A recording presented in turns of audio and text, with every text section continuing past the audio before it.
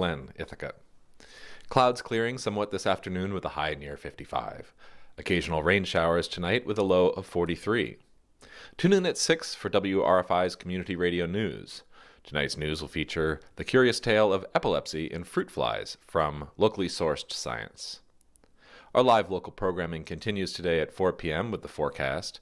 Democracy Now! Is at 5, followed by WRFI News. Then at 7, it's the Free Pile with Andrea, followed by Bombast with Kid Catharsis at 9.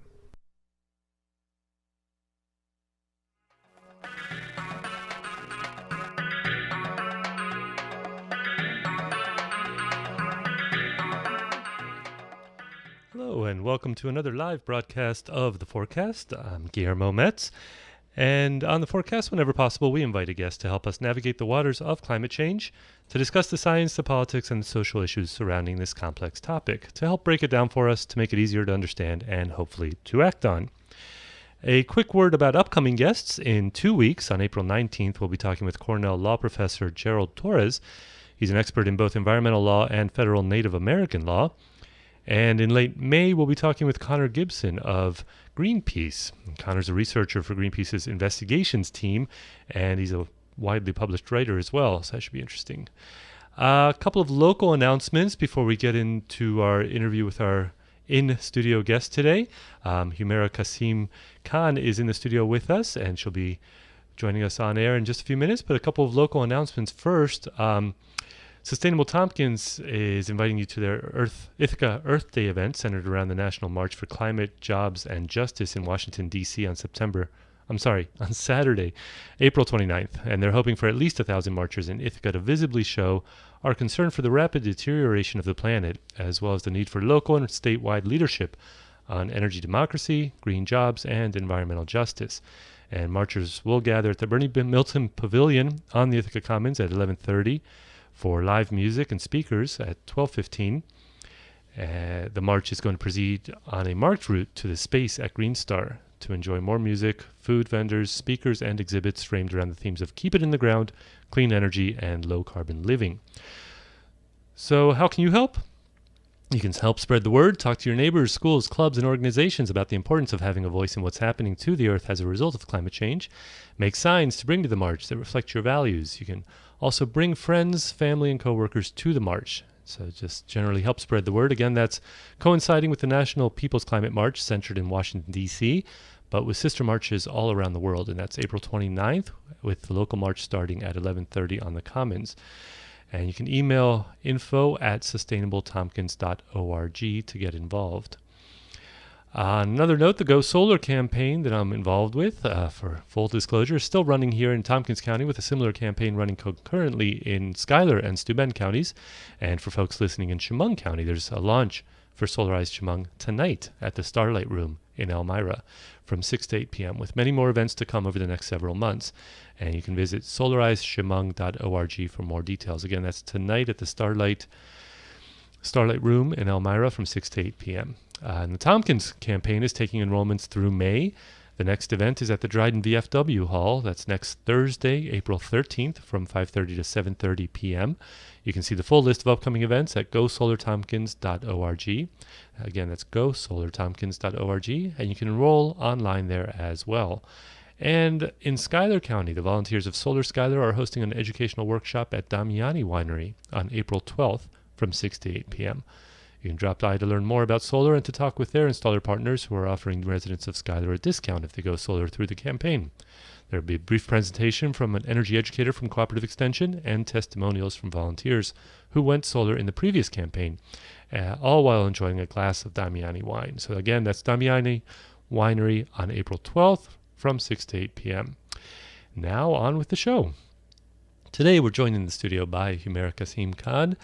Humaira is from Pakistan, and she's in Ithaca this year as a Hubert Humphrey Fellow at Cornell, focusing on climate change and environmental assessments. She was awarded this highly competitive mid-career fellowship last year.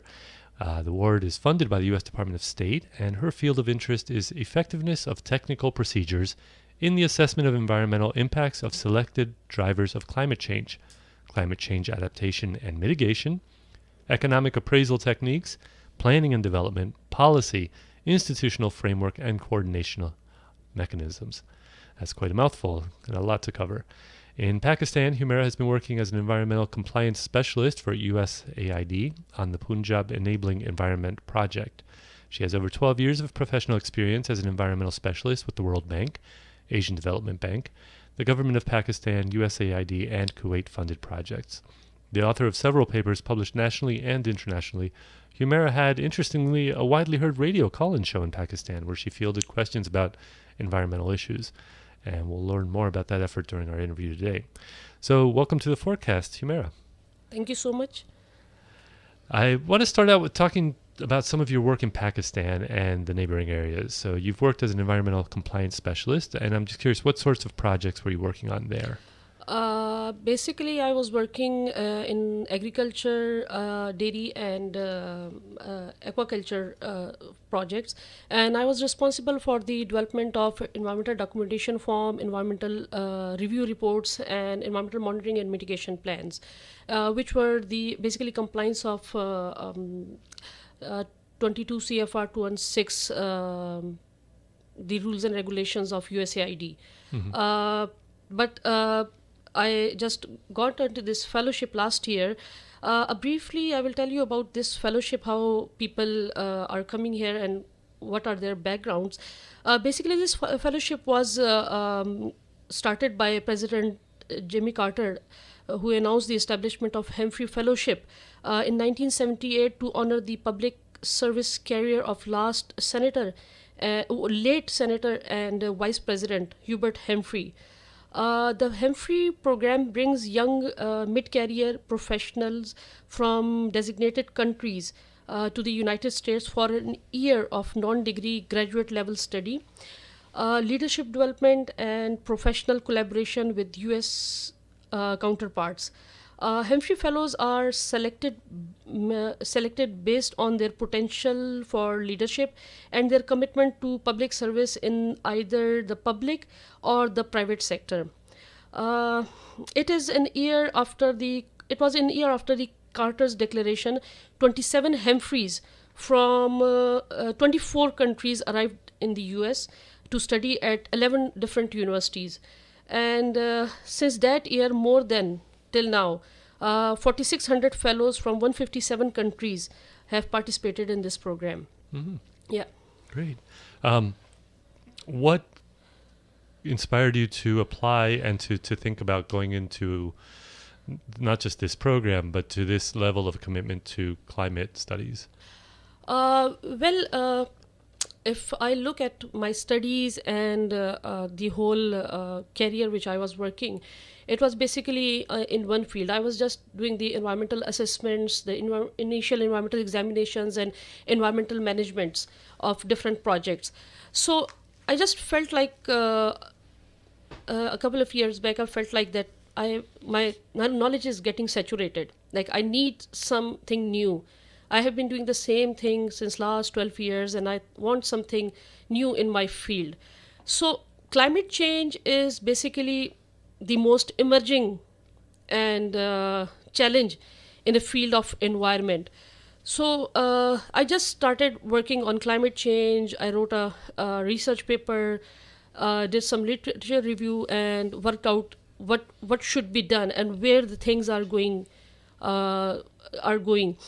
So I was curious about my field and about the world.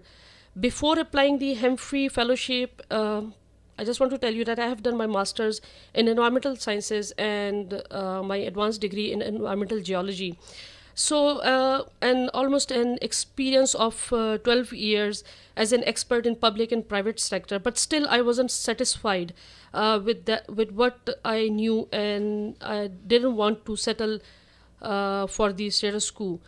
Coming from the developing part of the world, I wanted to explore how things are different at the other side. Like I'm talking about the developed world.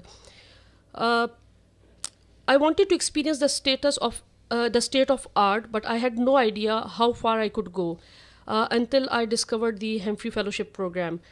The offerings of program were very tempting, and the opportunity to have 1 year graduate level academic study in American universities and professional work experience in the US. So I decided to take the challenge and I applied for it and I got it and now I'm here. Yeah, congratulations. That's great. And what are some of the effects of climate change that you were seeing in your native Pakistan, either with the ag sector or some of these environmental reviews and assessments, with water resources or farmer reactions maybe to changing weather patterns? Anything? It's not just about Pakistan. I think climate change is everywhere. Yeah, sure. Just you have to roll the globe, and if you point any country, you will find the climate change over there. It's just how you are getting, how you are observing it, or how you are getting the knowledge of it. You can find like different events going on around the world. I can mention a few of them. Like you can see the sea level rise. You can see the coastal line recessions. You can see recession of flat sandy beaches. We are seeing this high incidence of malaria and increased threat of biodiversity. And a few examples, like if I just start seeing in my back years, in July 2015, you can see in Iraq, the highest temperature was recorded was 129 Fahrenheit. Same in Kuwait, in Mitriba, the city of Mitriba, you can see the temperature of 129.2 Fahrenheit. Same in India, there were, due to the heat wave, there was like 2,330 deaths. 2015 in Pakistan, in the city of Karachi, we just observed the deaths of 1,200 people because of the heat wave. In 2016, Maharashtra, India faced the worst drought and over 400 farmers committed suicide because they were having no return from the agriculture efforts they did, because all the plants, they can't even go for the agriculture inputs because of the drought. There was no water, they couldn't do anything. Wow. So as South African is experiencing was one of the worst drought in years. Zimbabwe, Namibia, Mozambique, Lesotho, Malawi, Madagascar, Angola and Swaziland have already declared national emergencies due to this climate change. In January 2017, Chile faced the worst forest fire, as the president of Chile announced it as a greatest forest disaster in Chilean history. The blazes killed like 11 people, wiped out homes, pastures, livelihood, and leaving a total burn scar of about the size of Delaware. The total burn scar of during it was observed like in the later studies. It destroyed almost 100,000 acre land, which was timber and pulp producing land. Destruction of almost 1,500 homes estimated to cost the government almost $3,300 million. So as far we go on, we can see the impact on water, people, crops, energy, industry, and animal. It's a long list. Climate change also increased the risk of waterborne illnesses like cholera, dysentery, hepatitis, typhoid, fever, E. coli, Campylobacter, and it goes on. The observational evidences on West Antarctic ice sheet has gone into irreversible retreat.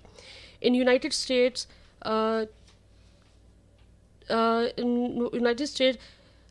people are threatened by the sea level rise with waving of with the heat waves of like 2 degrees centigrade. 25 million people could be impacted by warming of 4 degree. So just imagine like 12 million people are threatened by the sea level rise with a warming of 2 degree, and 25 million people could be impacted by the warming of 4 degree centigrade. So these are the like worldwide, I can say. In Pakistan, we have the glacier melts, and we can see it very obviously, the retreats of glacial melt. We are having the sea level rise, extreme weather, shifting of rainfall season, risk of human health, cost of society and economy, risk of wildlife and natural resources. So these are going on. The most irony is like Pakistan is the lowest in producing greenhouse gases. Like it produces less than 1% of greenhouse gases, but the most vulnerable to climate change. Why? Because we are weak in finances and technology. So that's why we are the most vulnerable to this. Some very obvious events we have seen in Pakistan also, like more rain in summers and less rain in winters, productivity of wheat and other crops in decreasing. Agriculture contributes 21% to the total GDP, and Pakistan, as an agrarian country, where 62% people depends on agriculture for their living. Due to these extreme conditions, only 5.2 percent land area is covered by forest, which should be minimum 20 to 30%. So this is also in addition to the drivers of climate change, that we are very less in the forest area, just 5.2, and we need 20 to 30%. So the government should take initiative in this order so that they can increase the forest area. Yeah. So like in 2010, Pakistan faced the worst ever disaster of flood. The number of people affected by the flood was like 13.8 million, and it was more than the combine of total hit by tsunami and the earthquakes in Kashmir and Haiti, and it cost over $20 million to Pakistan. So these are if I just start counting the events, you will see a long list on that. We have seen the worst heat waves in 1996, 2007, 2010, 2013, 2016, and I don't know what will happen this year. A series of drought in Balochistan that was during 1998 to 2000, and at least 1.2 million in Balochistan was affected, and hundreds of people died because of dehydration. So the list, like I'm again saying that the events are going on, and Sure. our scientists And are some of what you're talking about are things that you've encountered in your native area. So it's not just Pakistan, but Iran and other countries in that area. So I'm curious. So some of this is, I think our listeners are aware of, and you can kind of read about. We kind of constantly hear about these events around the world, and even the changes in pest spread and things like that. And I'm curious, though, what you were seeing. Obviously, the heat waves affecting people. This was national news, I assume, in Pakistan. You were feeling it. You were seeing it.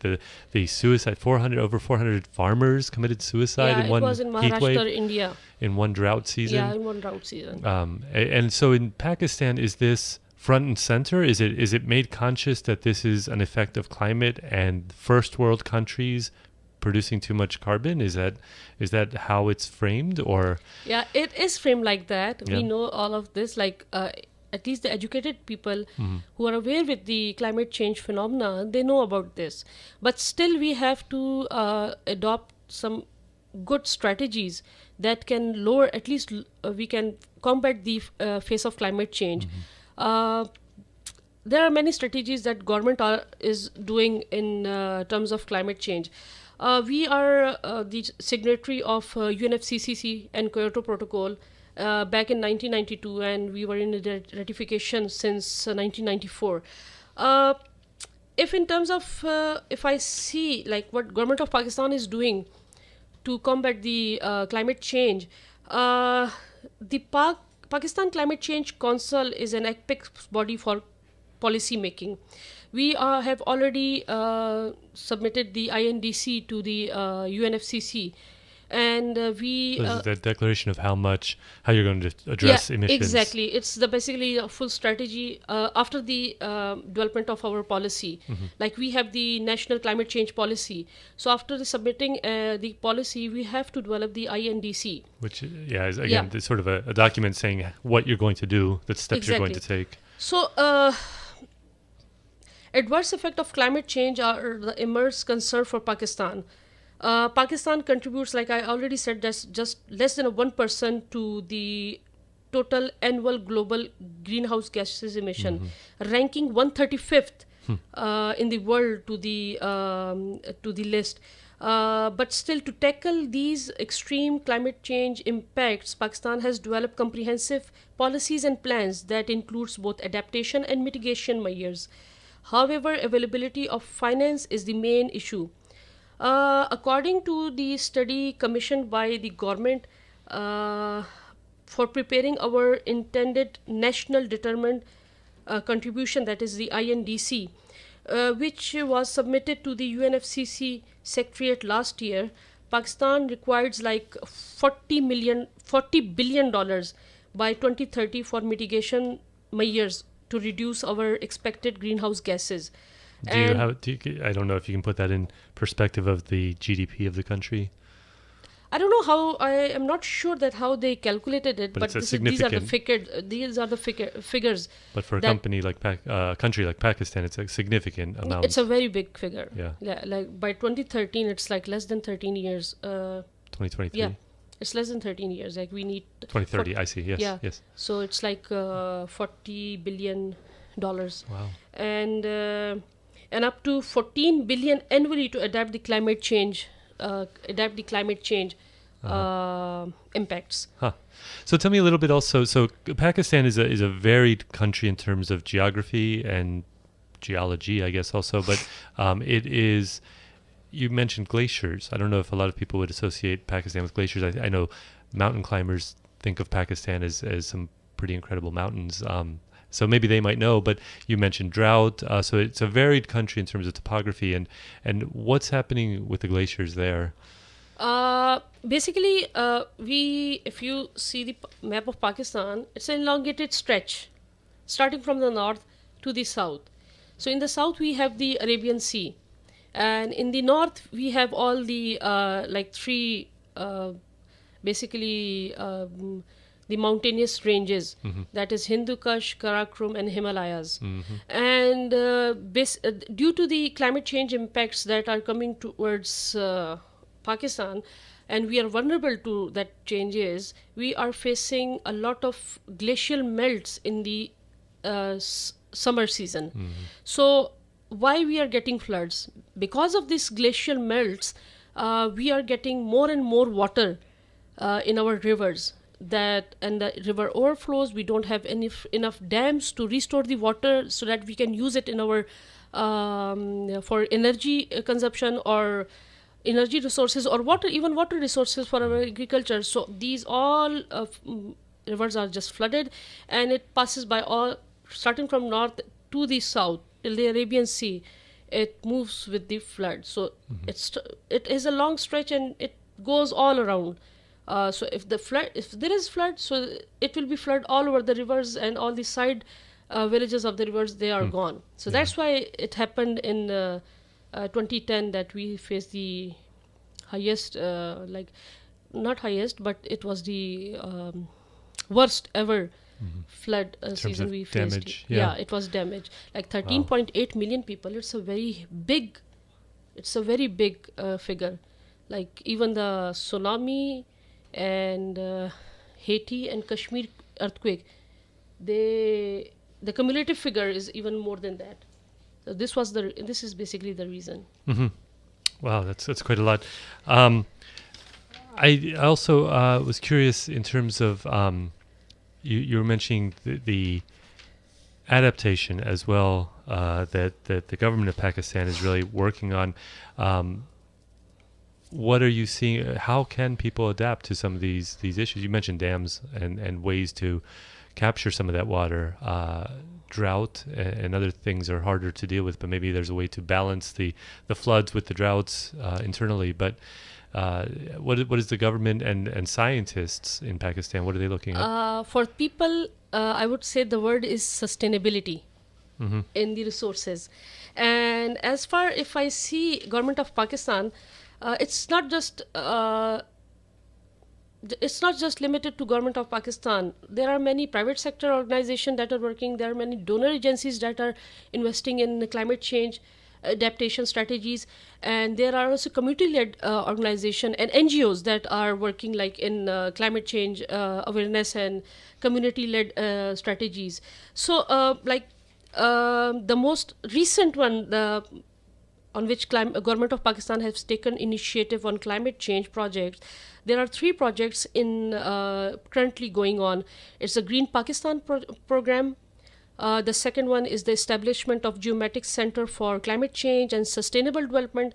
And the third one project is Sustainable Land Management Program to combat desertification in Pakistan. So these are like, okay, in 2013, Pakistan has introduced the National Climate Change Policy with the basic objectives of development of renewable resources, the imposition of carbon tax, and the implementation of green fiscal reforms to reduce emission. One more thing that's a very a strong initiative that was taken by the State Bank of Pakistan and Alternative Energy Development Board. They have announced a new mortgage financing option that enables homeowners to borrow up to $50,000 against their mortgage to pay for the installation of rooftop solar panels. Also, the provincial government in Khyber Pakhtunkhwa has announced a plan to provide solar panels to nearly 6,000 off-grid households while footing 90% of the bill. There are many organizations working, I would just list a few of them who are working in climate change, and they are the leaders in fact. Global Change Impact Study Center, they are promoting basically sustainable, they are basically the research organization which are doing the researches and they are providing the basic information about the upcoming events and the past events. Promoting sustainable market, TT Maps is working in collaboration with LUMS Lahore, Lead Pakistan, Pakistan Project, Climate Finance Unit Pakistan, EPA's Environmental Protection Agencies of Pakistan. They are working. There was a very huge project by the name of GLOF, GLOF. GLOF project that was funded by United Nations. It was working in climate change and especially the glacial outbursts. Right. Yeah. And then we can see USAID, UNDP, WWF. They are the main donor agencies who, and also GEF, Global Environmental Fund, WWF. They are working strictly in this. Great. So there are a lot of people looking at this in that area at this point. I want to take a quick break. I want to remind our listeners that you're listening to The Forecast, the twice monthly show on climate change here on WRFI, community radio for the Finger Lakes, and we're talking with Humaira Kasim Khan, a Cornell Humphrey Fellow from Pakistan, and we'll be back with her in just a moment.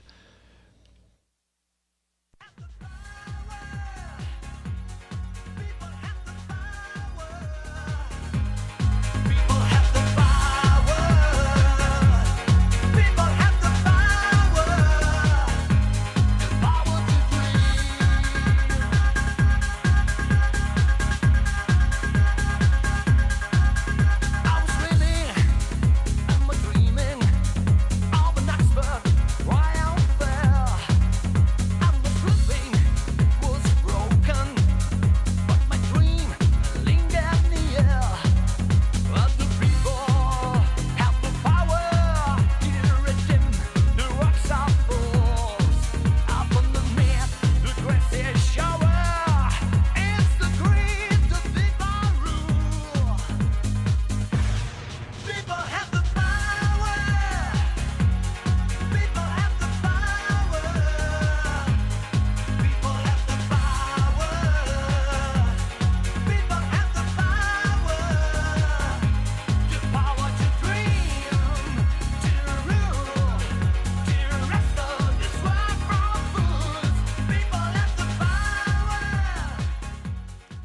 Welcome back to the forecast here on WRFI, the twice monthly show on climate change and energy issues. That was a People Have the Power cover from Biz Cream. So we are here with Humaira Kasim Khan, a Cornell Humphrey Fellow from Pakistan. And we've been talking about some of the things she's experienced there in her native country around climate change issues, drought, flooding, all of the effects, as well as her awareness of some of the things that are going on around the world. And I'm curious also, Humaira, as part of your time here, one of the really interesting things through the Humphrey Fellowship that you were able to attend is one of former Vice President Al Gore's Climate Reality Leadership Core trainings. And this is one in Denver at the beginning of March, so just a few weeks ago. And I just want to give a little background. The film, An Inconvenient Truth, came out in 2006. So that was 11 years ago. He was really working on it 12 years ago. In 2005, really, is when he put most of it together. He'd been talking about climate change for a while already at that point, at least since the mid-'70s. But following Hurricane Katrina in 2005, there was this focus on what he had to say and this sort of roadshow he was taking around talking about climate change. So since that time, some things have gotten better, but mostly in terms of effects that we're seeing, things are worse than many people expected.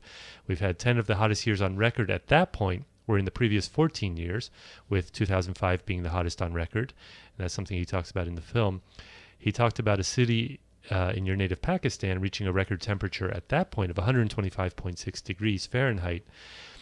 Now, since then, there's a clip I saw from the climate training that you attended in Denver where he referenced a town in Iran hitting an incredible record, 165 degrees. So that's hard to imagine living in that sort of condition even for a day. Of course, practically every month has set new high temperature records for the past several years globally. So interestingly, he now has a new movie coming out in July that is... It's called Truth to Power, so folks keep an eye out for that. But I'm curious, what was his message in Denver? Basically, he trained, he was a trainer. He trained us for the climate reality. I would just give you a brief, what is Climate Reality Project and what is the mission of this project and since when it started and how people are coming and what's the scenario. The mission of this project is to catalyze a global solution to the climate crisis by making urgent action a necessity across every level of society. In 2006, Nobel laureate and former U.S. Vice President Al Gore got the world talking about climate change with the Academy Award-winning film, The Inconvenient Truth. It was just the beginning of the climate revolution. And later that year, he founded the Climate Reality Project to move the conversation forward and turn awareness into the action. The Climate Reality Project is a diverse group of passionate individuals who have come together to solve the greatest challenge of the era. They are cultural leaders, organizers, scientists, storytellers committed to build a better future together. Climate Reality Project train people all around the globe with diverse background to achieve three goals.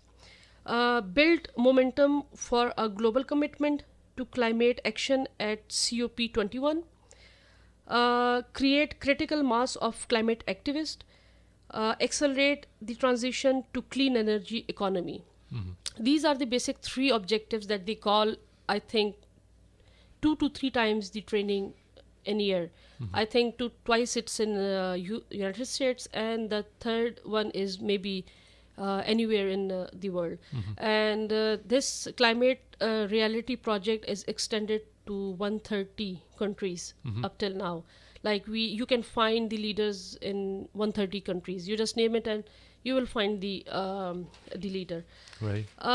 What I learned what they basically trained us for during the training, and it was the Vice President Al Gore himself. He was training us and There were many, there were other peoples too, but he was basically the main resource person.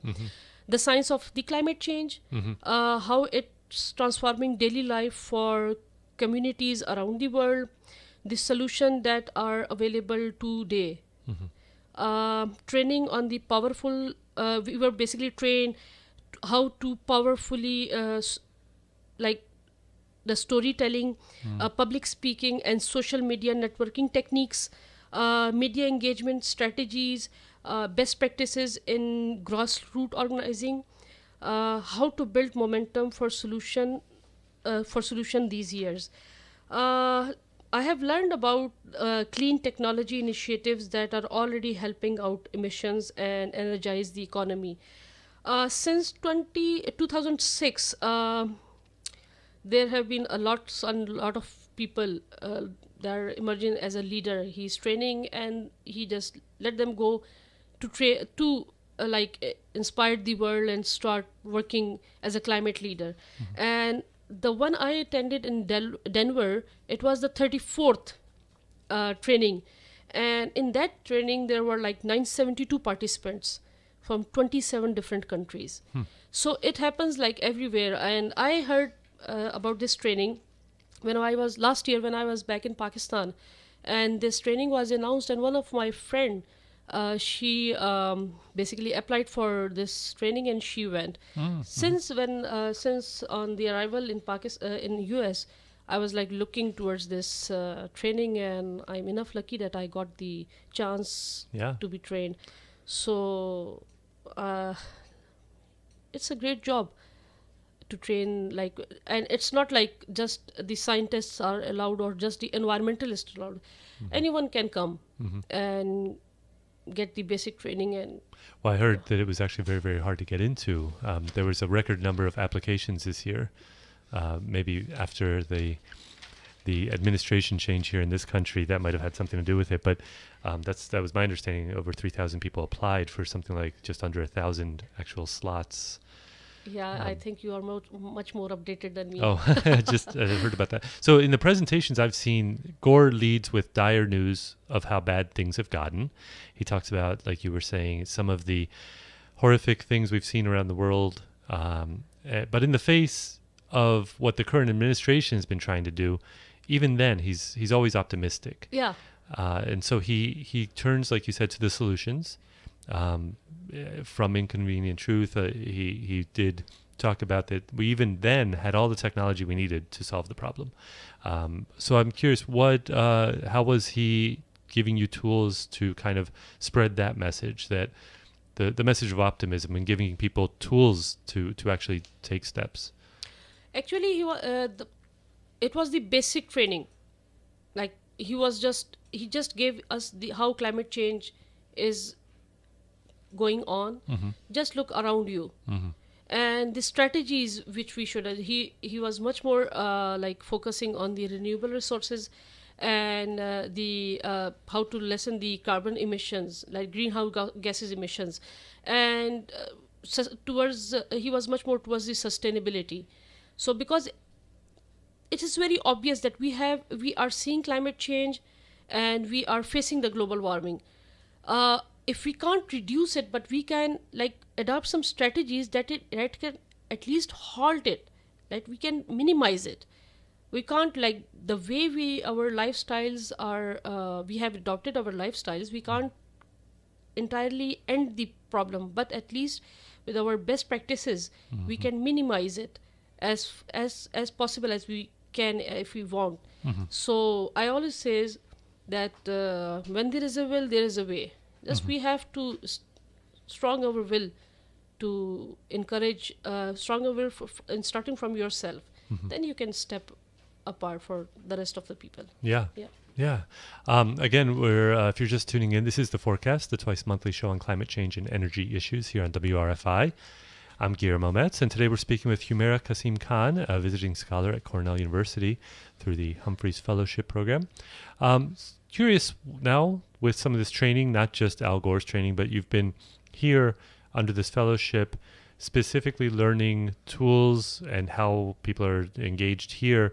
So what are your plans on returning, and sort of how has your fellowship experience influenced your perspective? I think the most eye-opening experience I had through the Humphrey Fellowship is stepping outside from my world, and standing apart from the familiar for an year. It created a strong alienation effect that is inevitable, basically. Obviously, I am not expecting such a drastic change. It will be like, I was not expecting such a drastic change. It will be like, back when I move back to Pakistan, I will definitely convey the message which I have, convey the message, the knowledge, the experience which I had already here, and starting from my home, myself, my home, and then to the organization I'm working at, to the community I'm living in it. So I will just pass on the message. I was basically here, I was focused on learning new things by seeking more knowledge. But the gap between what I knew about climate change and environmental management so far and what I saw in the United States was so broad that I couldn't just simply learn and build upon my previous knowledge. I had to unlearn my old perception and assumptions and develop a new lens to be able to interpret and relearn the new things. These are like my learning process. Like I have to restart everything with the new ambitions and new aims, objectives.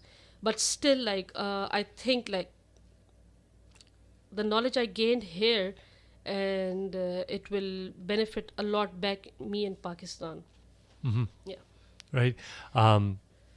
And going back, you said that you're going back to the previous position that you held there. It's sort of the same company or the same group that you were working with. Yeah. Okay. Is that something that you've already been in conversation in how what you've learned and sort of the work that you do might? No, it's not like that. I have not been in the conversation, but I think when I'm back, I will, I have to present what I have done here and what was my experience, and how the rest of the other fellows, other people who want to be a Humphrey Fellow, how to motivate them to come here and learn. So the cycle must go on, not to stop or just here. Right. Yeah. And also the cycle, there's a network of these folks who have gone through the training with Al Gore, and sort of that group, in addition to the Humphrey Fellows who are here for all kinds of reasons. It's not necessarily even climate change related. Yeah, exactly. But there's also the network internationally of these folks working on climate. Is that something that you're now going to continue kind of working with? The connection with the Al Gore kind of training.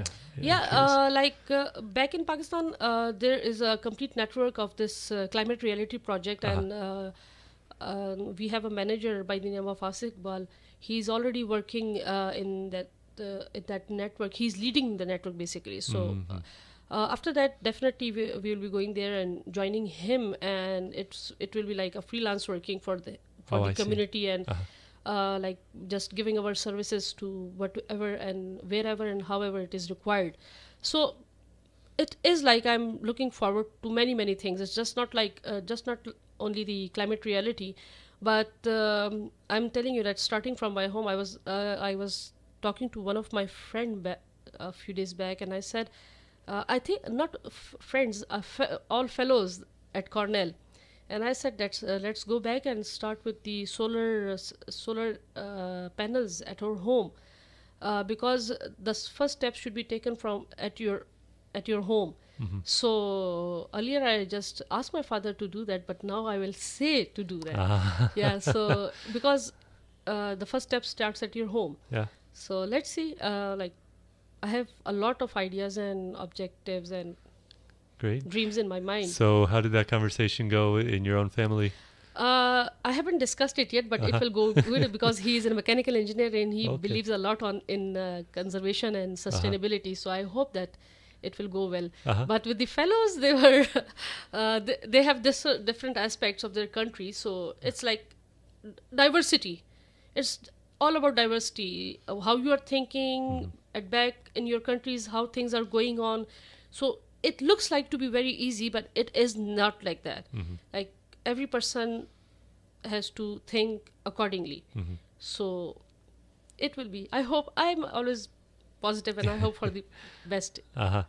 And so I think of Pakistan as a fairly traditional country. Has it embraced the renewable energy and sort of this transition that we see? No. In Pakistan, renewable energy, you will find a lot of things.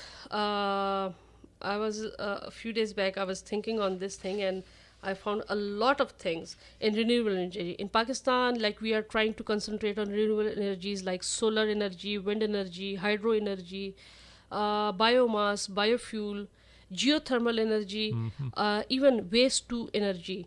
So government along with public-private partnership is taking steps towards these initiatives. And I have some statistics from 2012 that 515 megawatt of renewable energy projects reached to the completion with total cost of almost $1,200 million. In presently 2,000 and 3,300 megawatt potential projects are in pipeline. Large hydro was the most active technology, totaling of 1,255 megawatt in pipeline, and it was at the cost of like $436 million. This large hydro project. Pakistan current energy generating capacity is like 24,830 megawatt, though the country face the energy shortfall of over 4,500 megawatt on regular basis, with the routine power cuts of 5 hours per day, which has shed an estimate of like 2 to 2.5 on GDP. 2 to 2.5% of GDP. Energy consumption in the major focus of the, I think you have heard about the China-Pakistan economic corridor. So the energy generation in this is the major focus of the CPEC project, with approximately $32 million expected to be invested in this sector. And as a part of early harvest scheme of the CPEC, an estimated 10,400 megawatt of electricity are slated for generation by March 2008. Like in the early harvest scheme, we will get this 10,400 megawatt of electricity by March 2018. So it's like I think the project is in pipeline and it has been started. We have the world's largest solar panel park near the city of Bahawalpur, world's Punjab. Largest? Yeah, world's largest. With an estimated capacity of 100,000 megawatts. This solar park is built over an area of like 6,500 acre. Wow.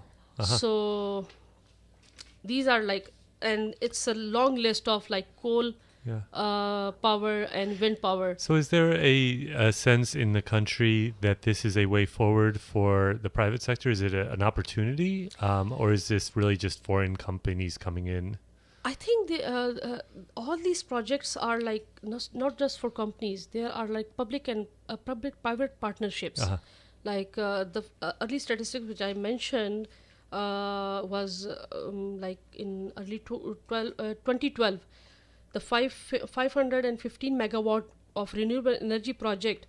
It is basically the public-private partnership. So people have the opportunities to work, and we are introducing like the private partnerships into these things so that we can do it possibly as soon as possible, because it's very clear that I told you earlier in my talk that we are not good in finances. So we are getting into second and third options so that things can get done. So I want to ask you something. Suzanne McManus, a co-producer here, just showed me a photo of the solar park you were talking about. It's enormous. And with your background in environmental engineering and looking at some of the environmental impacts of projects. We have some issues here in local, local towns right around us that are struggling with allowing small, tiny little solar farms on properties where people are, there is some human impact and there may or may not be some environmental impact to these projects. And I'm curious, with your lens of the need for something like, these enormous solar projects, and also your experience as an environmental engineer of the impact of some of these projects, how do you kind of talk about those two? How do you balance those two? Telling you frankly, I haven't worked in solar energy that much, but I'm thinking in the perspective of climate change. How, at least we are using the renewable energy. So just in this case, my mind is just working in the climate change thing. So I haven't done any time the environmental assessment of these solar parks, so I can't comment on this much. Yeah, but definitely, if these projects are allowed only if in Pakistan, these projects are executed only if you get the clearance from the Environmental Protection Agency, the environmental clearance. If you get the environmental clearance, then you can execute this project. So definitely, if there are some human-induced or environmentally induced problems, so there will be definitely some mitigation measures.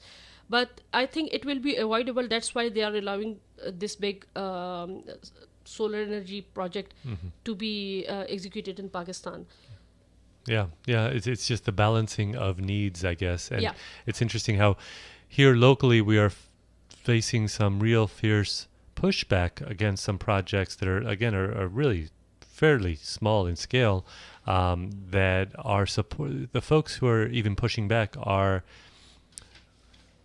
often generally acknowledging themselves as being against fossil fuels in general and being for renewables in general, but they are against these projects in specific because of their either perceived environmental impact or because of their sightline impacts and sort of the fact that I'm going to have to look at that, or that there's one locally that is fairly close to a cemetery, so there's some sensitivity around that. And there's this conversation locally about where you need to put the priorities to some extent, and changing the worldview, because I think we've come to accept things like power lines, we've come to accept things like roads and other things that really might be unacceptable next to a cemetery, but that at this point are acceptable. And so I'm curious, where land is likely to face development pressures, there are still people against the development of something like a solar farm versus, really a housing development or something. Well, I will just comment one thing. Yeah. I'm telling you that we have a lot of shortfall back in Pakistan in energy. We are facing like energy crisis. So if people are going for the solar panel things and they are getting the energies, like what will happen to you if in summers you are facing like minimum 5 hours of power cuts? So how will you feel in summers with like 42, 43 degrees centigrades or maybe more? Which is equivalent to 120 degrees Fahrenheit. Yeah. So what do you think that you will think about? You will be sensitive to yourself, not to the other things. So we are like, again, the main issue is that we are developing. We are not in the stage to be sensitive to what will be happening on the other side. We are just looking to the one side of the thing. So it's better, I think we need some time to get to you people, but I hope that it will be soon there. But still, like people are like looking towards the to get more and more energy, so more that energy, at least they can just get rid of this power cuts and whatever. And in Pakistan, I have seen, like, one day I was going back to my home, and on the way there was just a very small orchard, and I just saw like a very small solar panel outside, and it was the daytime, like I was moving towards my work, and it was literally a barren area. There was no population there, just a small orchard, and it was a small solar panel. And I was like, what the person will do with this solar panel? And on my return home, it was evening, and I saw just a bulb in that orchard Outside. outside. So, if this person is getting energy to lit his bulb, so he's thinking sustainably.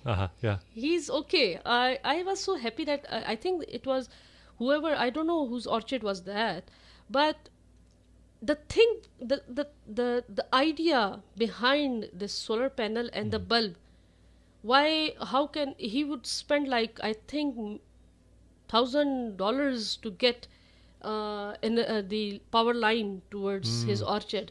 So he thought it sustainably, it was cheaper. I think it cost nothing, maybe some basic money to buy the solar panel and the rest of the things and a bulb. And now he will be happy forever. And his bulb, maybe that makes the difference between his child reading or not reading. Yeah. So you do hear about these stories in developing countries where it makes all the difference. I want to ask you one final question, kind of what gives you hope out of all of this? I know we mentioned, Al Gore tries to finish off that there is a lot of promise and he seems optimistic still. And I'm curious, in the work that you've done most recently, what gives you hope in view of all of these crises that you see? I would say just one thing. I have read this phrase somewhere and it inspired me a lot, so I thought to share with you. It is like, it is written, and I will quote, if your action inspires other to dream more, learn more, do more, and become more, you are a leader. So that's what we need in the present time. And we need leaders who can start from themselves and then to their community. So that's what we were taught back in the training, and with the same inspiration we are going back to our countries. Yeah. Great. Well, I'm sorry to say, as that has brought us to the end of our time today. This is The Forecast, the twice monthly show on climate change and energy issues here on WRFI Community Radio for the Finger Lakes. We've been speaking this hour with Humaira Kasim Khan. So thank you so much for joining us today, Humaira. We're working on moving over our website still, www.theforecast.org. So I apologize for how out of date that still currently is. But stay posted. We hope to have that up and running again soon. In the meantime, if there's anyone you'd like to hear on The Forecast, you can still email me at info@theforecast.org. Thank you to Suzanne McManus for her help with the show, and thank you for listening. I'm Guillermo Metz. Climate permitting, The Forecast will be back in 2 weeks with another thought-provoking show. Now stay tuned for Democracy Now! With Amy Goodman. Suzanne, can you get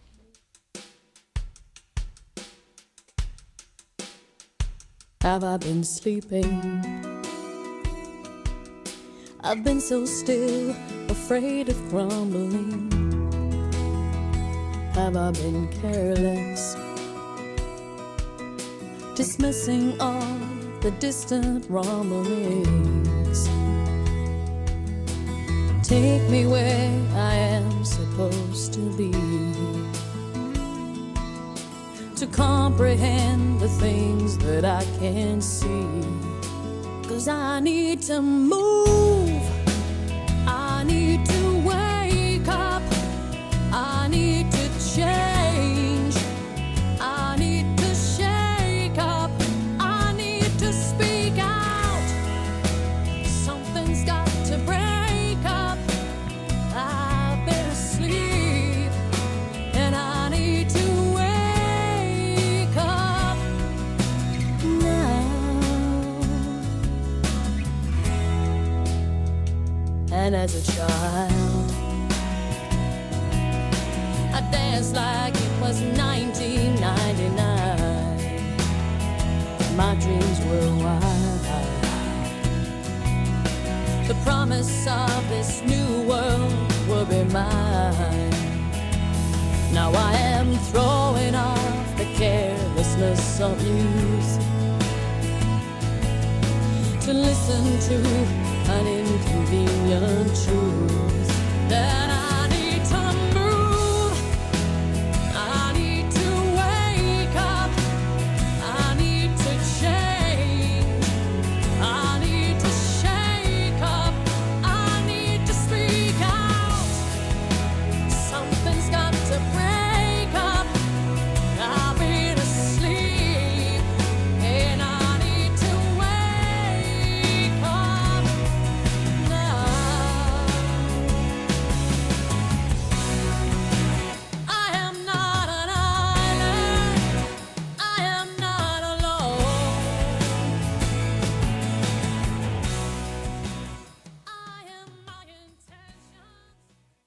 You're tuned to listen.